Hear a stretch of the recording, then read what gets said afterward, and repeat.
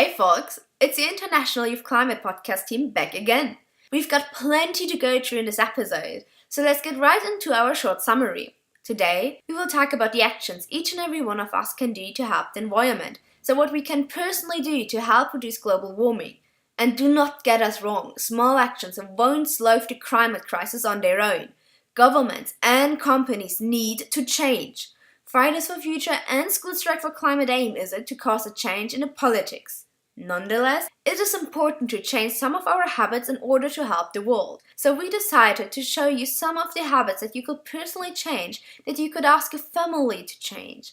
Of course, we're just giving some advices and we do not want you to force to adopt all of these actions. It is a process. We need to say as well that we want you to give a first overview of all the possible tips so that you can get familiar with them in first place. In the further episodes, we will explain each topic in depth. We hope you enjoy! We need to wake up. We need to rise up.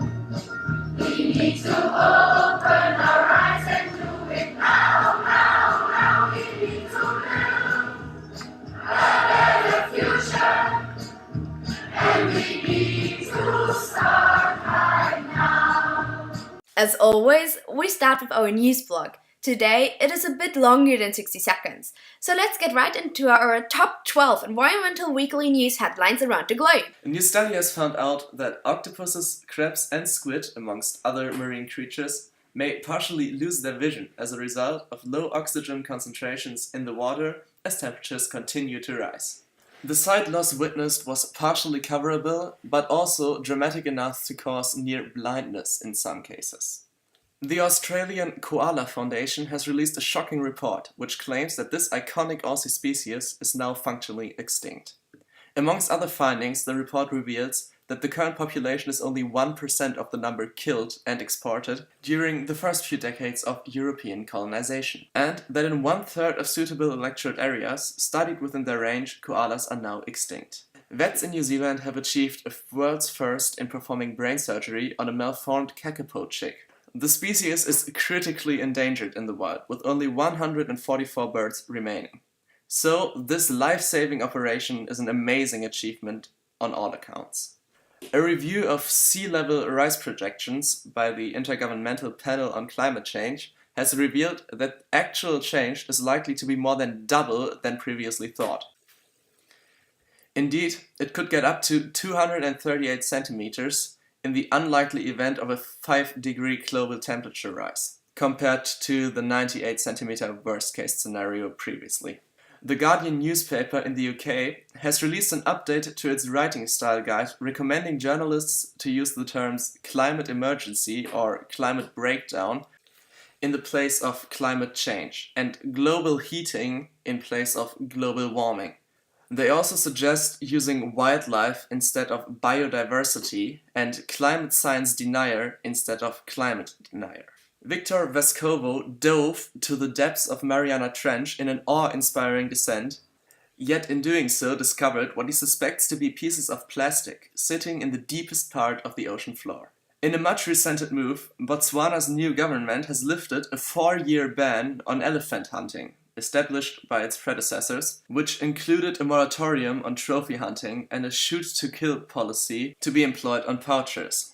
Given that 1/3 of Africa's elephant populations reside in Botswana, this move has brought much public outcry, with their justification of it helping solve human-animal conflict failing to pass muster.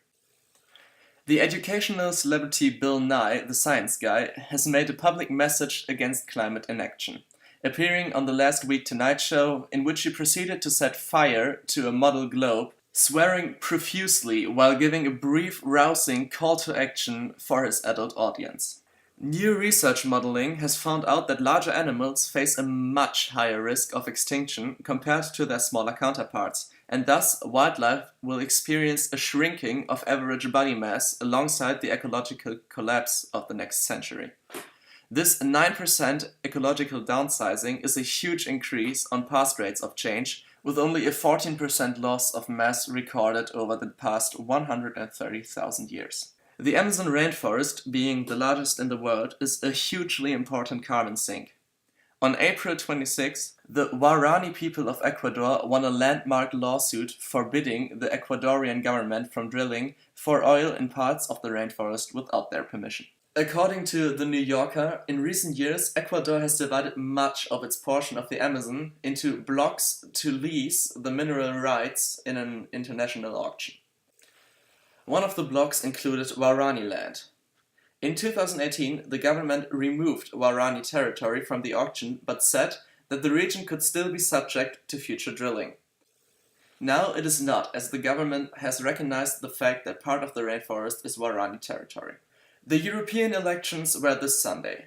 Together with the motto of 24th March, Fridays for Future Europa declared the elections to climate elections. Looking at Germany, especially voters under 30 years old, the Green Party was able to claim a huge win. This surprising result brought 29 new Green seats into the European Parliament. Considering this, many politicians and other parties did claim after the election that the main topic for the voters was the climate crisis. We hope to see action following words after these results. And last, but by no means least, of course, we made history once again, as climate strikers took to the streets in 1,351 locations across 110 countries globally on Friday, 24th May. A lot is going on in today's news, right? But let's start with our today's topic. How can we reduce our environmental footprint to individual actions? Individual actions are important despite not having the same impact as a global action by companies and governments can have. Perhaps it is not even enough to make any difference, but it allows us to at least be coherent with our own beliefs and principles. Why, although being fully aware of the environmental threat, would we sit by? As we all know, the most effective changes must come from higher levels. Companies, international organizations, and governments, but nonetheless, a significant evolution in our actions and consumption patterns can have a large impact on the bigger picture. The marketplace will have to adapt itself to customers' new demands, resulting in a global change at every level. However, the final solution does not reside in a slight change to our profit-based economy. Instead of a profit-driven society, we need to focus on producing items that will last a long time, instead of items that have a short lifespan or single use, just like plastic bags being thrown away at each use of therefore increasing the already colossal waste amounts, meaning that objects will have to be produced to last for a lifetime. There are thousands of small steps we can do to move towards a more sustainable lifestyle. You've probably heard lots of them, but a gentle reminder can't hurt, can it? We can start by talking about all the waste we produce, because everything we use, everything we buy, we eat, we use to create other things produces waste. Every production of every product will produce waste, and same goes for every packaging. We produce waste a lot. So off we go with this first one. Let's play a game. The rules are very simple. We'll ask you a question, and you'll have to remember your answer. Are you ready? The question is, how many times in the past week have you seen some rubbish on the ground and walked past it without picking it up? Do you have your answer? Very well. Try to remember it. What do you think happened to that rubbish you left on the ground? Well, if you were lucky, someone else has picked it up and put it in the bin. But if it was left there, it probably started to slowly biodegrade. In fact, after some time, basically every material starts decomposing and slowly turns into a handful of dust. But some materials take more time to biodegrade and some take less. 5 months is enough for paper to disintegrate. For nylon, 40 years is needed, while plastic bags take a minimum of 500 years to degrade and a maximum of, well, forever. This is the reason why it is very important to never leave rubbish on the ground before it disintegrates. Years or centuries can pass, and in the meantime, trees and animals will be disturbed or harmed by the presence of unusual objects. This phenomenon is particularly alarming for sea life. Most of the rubbish left around ends up being brought by wind or rain into a river, which will push it into the sea, Currents will then accumulate waste into specific spots, creating garbage patches. The biggest one, the Great Pacific Garbage Patch, is estimated to measure from 700,000 square kilometers, the size of Texas, to 10 million square kilometers, the size of Europe. Isn't that crazy? Humans have created a new continent in the middle of the ocean made of plastic in just a couple of decades. Plastic waste has another alarming effect on sea life. Many animals, such as turtles or whales, often ingest plastic bags by mistaking them for jellyfish or food and die poisoned or strangled by them. In March, a whale was found dead with 40 kilograms of plastic bags in its stomach. As an individual, to prevent similar catastrophes from happening, the best and simplest thing to do is recycle. In fact, throwing away objects such as plastic, glass, or paper into dedicated containers allow them to have a second life. Indeed, the materials they're made of will be reused to create new objects that we will employ into our daily lives. Additionally, recycling reduces CO2 emissions. The extraction, transport, and process of raw materials requires more energy and therefore is more pollutant than recycling already existing objects. Indeed, 315 kilograms of CO2 are saved per ton of glass recycled, and buying 3 cases of recycled office paper instead of newly produced one can save up to 1 ton of CO2 emissions. Therefore, it is always better to buy, when possible, items which are made of recycled plastic or paper or glass to reduce our carbon footprint. Unfortunately, not all items can be recycled, and consequently, it is crucial to check what can and can't be recycled in your country to avoid making mistakes. However, even if some materials can't be recycled where you live, it doesn't mean you can't find an alternative method for them. For example, one cool way to reuse food scraps is to compost them. If you have a garden or a terrace, dig a box in the ground or make one out of some wood and then put organic waste such as fruit peels in there. As it biodegrades, you can use the compost which accumulates by putting it near the base of a tree or a vegetable garden. This way, the plant can benefit from the nutrients of old organic matter and you won't be wasting your food scraps. Another easy way to reduce your carbon footprint is to find another use for objects you would normally throw away. For example, instead of getting rid of that giant Nutella jar that's just lying on your table, you could move it to your desk and put your pens and pencils in there. Or you could cut up an old bedsheet into some rags to dry dishes and hang up some old CDs or DVDs in your garden to keep pests away. Glass jars are perfect to store handmade jams, and toilet paper tubes can be used to store your iPhone charging cables without ruining them. With some creativity, it is possible to give new life to a lot of objects. Now, do you remember your answer to the question we asked you before? Awesome! Then multiply it for the 7 billion people who live on Earth. The ideal result would be 0, but unfortunately, that's an almost impossible thing to achieve. But, if your result is very high, imagine how many items could have avoided polluting the environment if everyone alive had picked up the same amount of items you saw lying on the floor. Imagine how many of them could be recycled, cutting down CO2 emissions, and how many of them could have been turned into something useful. Recycling won't save the world, but if every one of us started doing it, we would considerably limit pollution. It's a great place to start, but a terrible place to stop. Individual actions are vital as they can spread and become routine for millions of people, slowly changing their mindset. It is from small, apparently insignificant actions that change starts. So let's focus on another area, which is one of the biggest contributors to climate change. It is transport. Wherever we go, as long as it's not a 5-minute walk, we are used to using some kind of transport.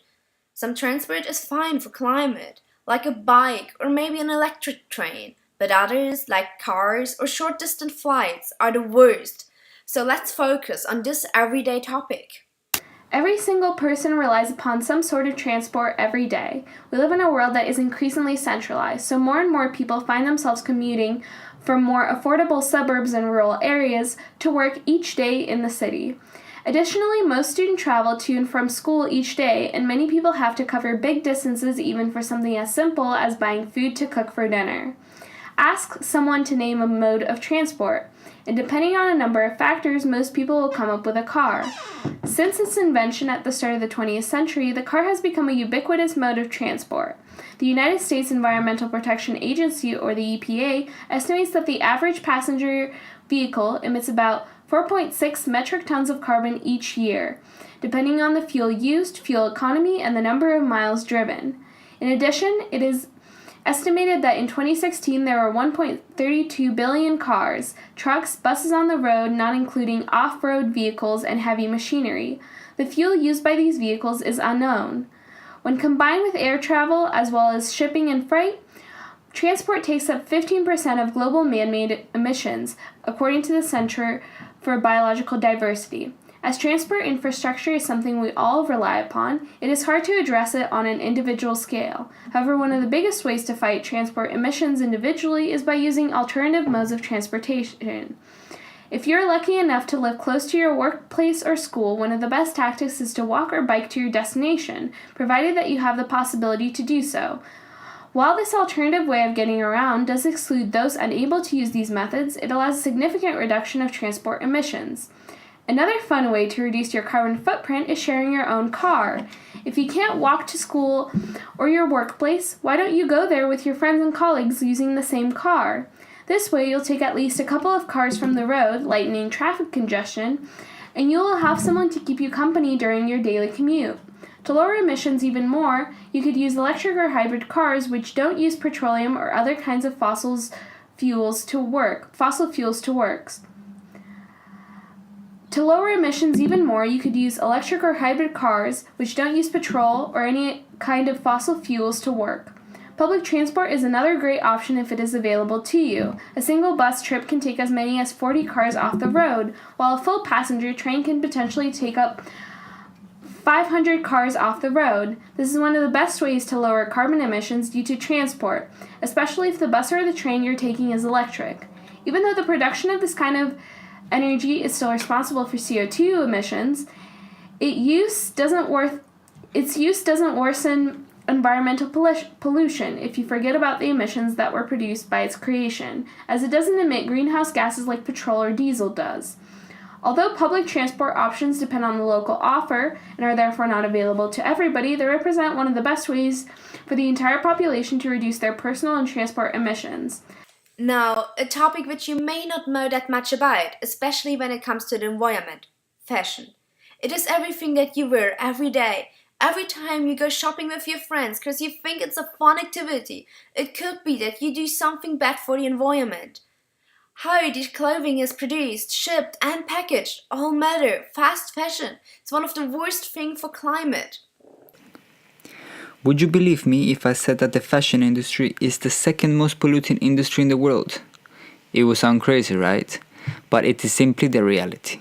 Billions and billions of clothes are bought every single year, according to a study led in the UK.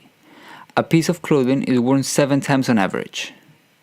Does this in passing seem truly equal, exploiting both the environment and millions of garment workers?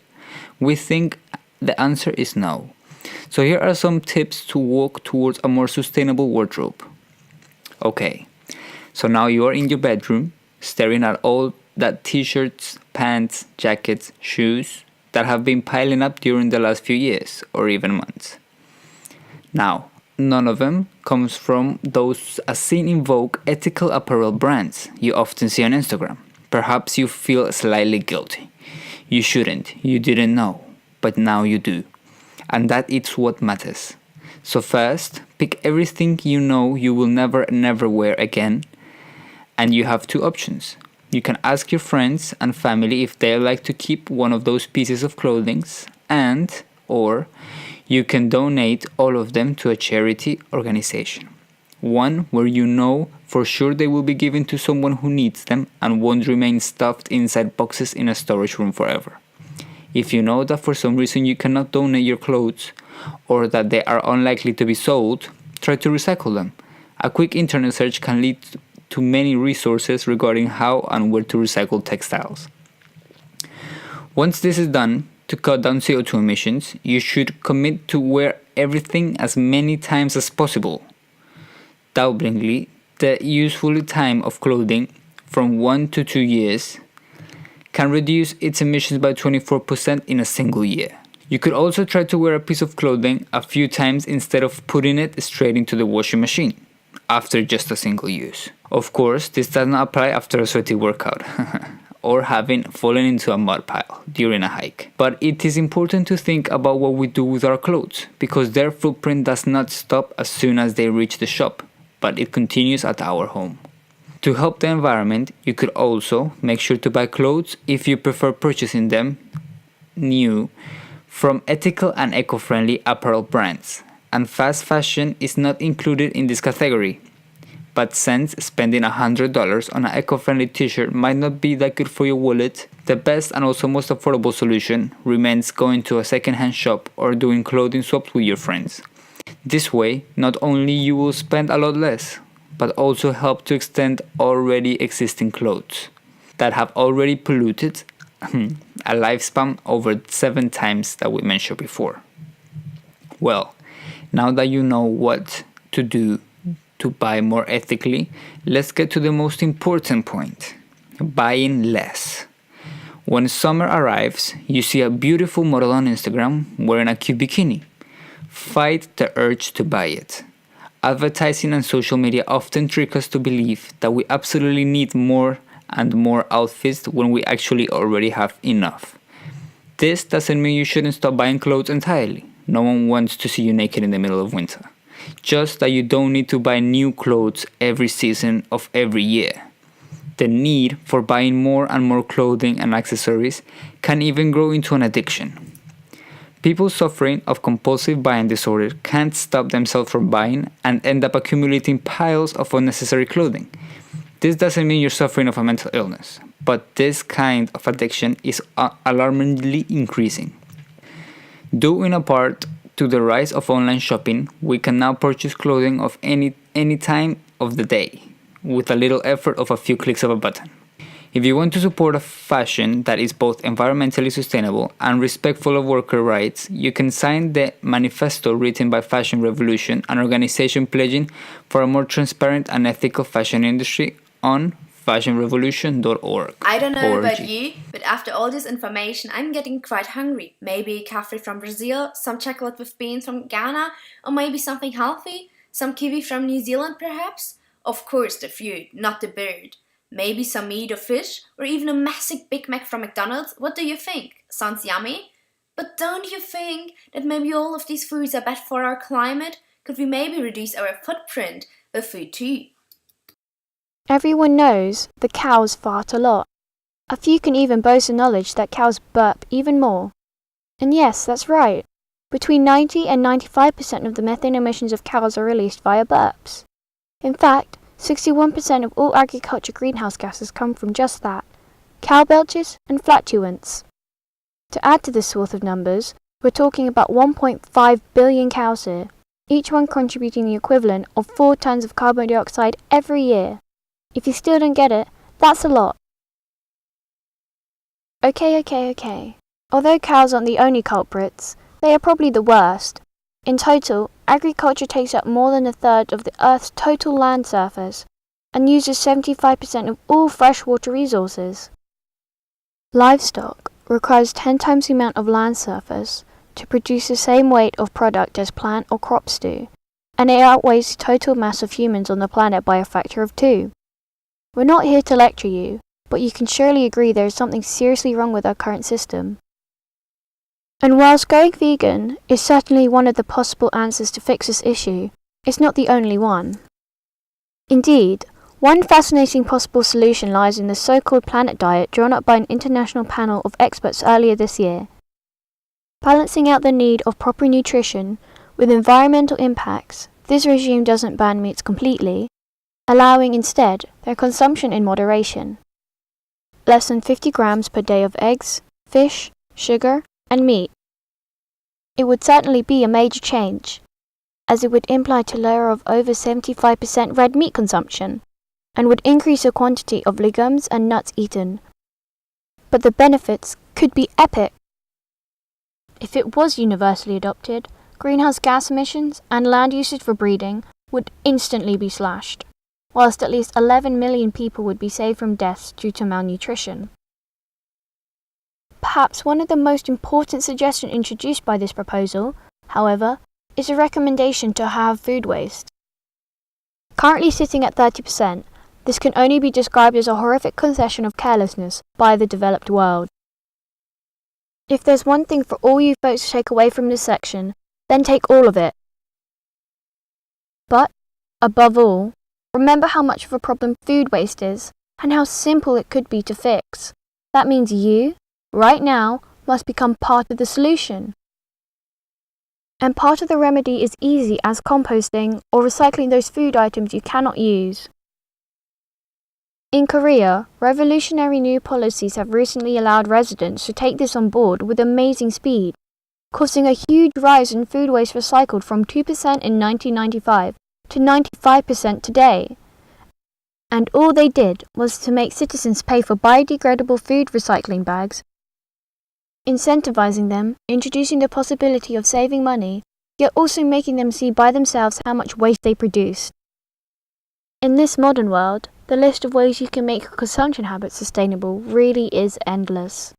Why don't you grow some herbs or veggies yourself on a green roof, or set up a small worm farm for your food scraps?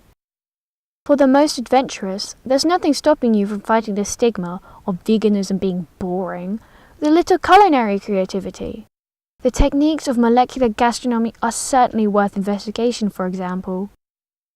Best of luck with whatever you try, and most important of all, start it now! Another big issue of the food industry unfortunately concerns fruits and veggies themselves. Indeed, most agricultural products we find in supermarkets come from huge fields cultivated exclusively with one single kind of crop or tree. These types of large-scale plantations are called monocultures and are deadly for the environment, as they drain the soil of most minerals and require big chemical input to work.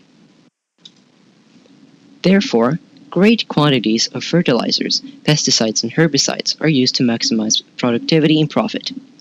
These chemicals kill all form of life but the chosen crop and consequently drastically reduce biodiversity. Additionally, their production increases CO2 emissions. Plus, intensive plantations are the most significant driver of deforestation. From 2000 to 2010, they were responsible for the 80% of deforestation in subtropical countries. And remember, less trees means less carbon dioxide turned into oxygen by trees, and therefore more greenhouse gas emissions. As consumers, we can avoid buying food produced by monocultures to reduce deforestation. The best way to do so is by buying fruits and veggies directly from a farmer. But if you live in a city and can't do so, you can buy organic products instead, or you can go to a local farmer's market instead of a supermarket. Buying local food helps the environment also in another way. Local food doesn't need to be brought by truck, train, ship, or plane to its selling place, and therefore it is responsible for less carbon dioxide emissions. And you could lower even more of your carbon footprint by walking or cycling to a grocery store near your house instead of taking the car. Additionally, most vegetables in supermarkets are literally covered in plastic. They often have 2 or more layers of package. And of course, more plastic is a synonym of more emissions. Last but not least, try to buy seasonal products. Eating peaches in winter means that they have either been grown in warmer places and then shipped to your country, polluting the environment, or either been produced locally in greenhouses, wasting considerable amount of energy. In the end, it doesn't take much to eat eco-friendly. Being aware of the impact of the food you buy has on our world, and knowing a couple of useful tricks is more than enough. Now, switching to cosmetics. Is your bathroom cluttered with tons of skincare products, shampoos, deodorant sprays, makeup, and other, let's be honest, not so useful things? If the answer is yes, perhaps it's time to change something. If there was to give the simplest advice, it should be, don't use all of this. The average woman uses 9 to 13 products every day. Maybe you do need some hydration cream, but not an amount of products that could make it to a whole beauty YouTuber's morning routine. Most of the cosmetic products we can find on the market, no matter how expensive they are, nor how well known the brand is, are mainly made of chemical compounds. Not only those, and lots of them, such as phthalate, can be nocive for your health, but can end up in the oceans and damage ecosystems. Even chemicals that are presented as natural can be extremely harmful to the environment, as their production or extraction can mess up the biosphere. And of course, packing, the beauty industry relies on plastic. Shampoo, deodorants, toothpaste, creams, all comes packaged in plastic bottles and recipients. And most of the time, they are unrecyclable. Lots of products are overpackaged only for making it more attractive and fancy. Some beauty brands do even weight their lipsticks packages down for making them look more luxurious. But the products makes them nearly impossible to recycle too. For those in the United States and Europe, TerraCycle is a great resource. Using their website, you can recycle almost anything. www.terracycle.com, including packaging for cosmetics. However, this option is expensive, so it may not be accessible to everyone. What can you do about it? You can think about what you really need. Reducing your cosmetic consumption could be more affordable and good for you and the environment at the same time. Write down all the products that are essential for you. You'll be surprised that most of these you have been using till now are unnecessary. Read the labels to know the product's composition. This way you can avoid the harmful products. Seeing that the brand added shea butter to its face cream does not mean that the sodium lauryl sulfate isn't one of the first compounds anymore. Try to purchase package-free products. You can easily start by swapping your shampoo bottle with a shampoo bar. Perhaps you can even get into making your own zero-waste products. Do it yourself. The internet and many books are overloaded with ideas and recipes. One great resource for losers.com. Additionally, these zero-waste products can make good, sustainable gifts for any occasion. In the bathroom. If you can make your own cosmetic products, you can try to buy them in packages that can be refilled. Several shampoo or body spray bottles could be saved if you kept refilling them instead of buying a new set. Other simple eco-friendly solution you can adopt in your bathroom have to do with water. As strange as it may seem, many countries don't have enough fresh drinkable water for the entire population. And our planet is getting warmer and warmer, the situation will only worsen. Consequently, saving as much water as possible is very important. For example, make sure that you've turned the tap off while you're brushing your teeth or while you're putting shampoo on your hair. Don't overheat the water you use to take a shower. Heating water takes energy, and even a couple of degrees of difference could significantly decrease the amount of CO2 produced. Try to take a shower instead of a bath.